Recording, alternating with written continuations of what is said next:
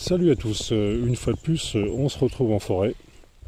Nous sommes le dimanche 12 avril et je vous fais une petite vidéo parce que, comme tous les ans, c'est la période du trichodome de la Saint-Georges, donc le Calocybe gambosa donc en latin.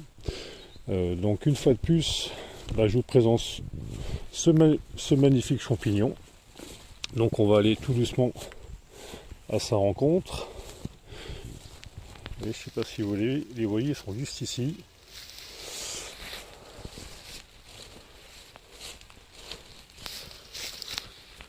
Voilà. Magnifique tricolome de la Saint-Georges qui est un petit peu en avance. Bon là je filme sous la pluie. Donc le tricolome de la Saint-Georges, donc le Calocybe gambosa, qui est un excellent comestible.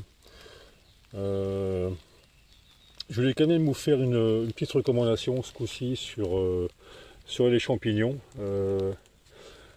Alors quand vous découvrez un champignon pour la première fois, n'allez pas tout de suite en manger des kilos et des kilos. Faites toujours un essai sur 3-4 exemplaires pour voir comment est-ce que vous réagissez. Même si c'est un champignon qui est comestible, il y a des gens qui peuvent faire des intolérances, même si le champignon n'est pas toxique en lui, mais chaque personne, chaque individu réagit d'une façon différente.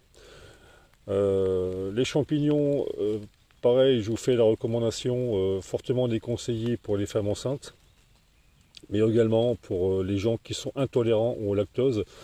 C'est vrai que je le répète pas assez. Donc quand on trouve un champignon, même s'il est classé comestible, et voire même très bon, voilà. On n'en mange pas des tonnes, on fait un essai, on regarde comment est-ce qu'on réagit. S'il ne se passe rien, vous pouvez y aller, il n'y a aucun risque.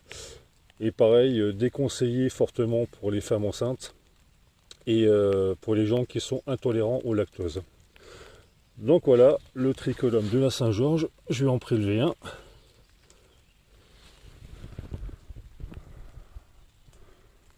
Donc vous voyez, on a ceux-là.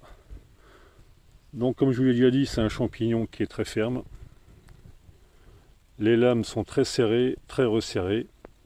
Et toujours ce côté au niveau de l'odeur d'un champignon qui sent la farine humide. Donc ça c'est vraiment un indicateur. Et puis de toute façon, en cette période, vous risquez pas de... Je vais laisser passer la voiture. Vous risquez pas de le confondre avec autre chose, parce qu'en cette période, de toute façon, à part des morilles que je ne trouve plus, d'ailleurs